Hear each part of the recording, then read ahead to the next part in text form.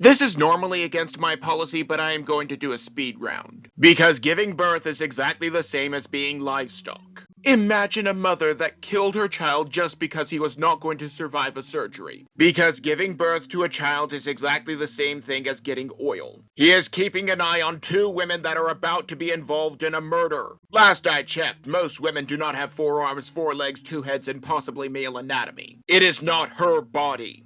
Because not killing children is exactly the same as being heartless. He is not forcing them to leave to murder their children. 99.9% of these women chose the potential of being pregnant. Granted, there is a lot more to say on this, but there are too many of these to go into great detail. Show me one time when Jesus justified sin. In the meantime, I will point out that after forgiving sinners, Jesus told them to go and sin no more. This person in costume is failing to represent Jesus Christ. The name Palestine was created by the Romans to erase Israel from the face of the earth, after their failed rebellion in 70 AD. The people that moved in just filled a vacuum from land that was never theirs. First of all, these are 2 completely unrelated events. If the students made fat jokes or gay jokes, they would have potentially been expelled that day. I am waiting for these renewable sources to be viable. In the meantime, they are cutting down trees to put in wind farms, even though trees take in CO2. Anyone who hides behind civilians is a coward.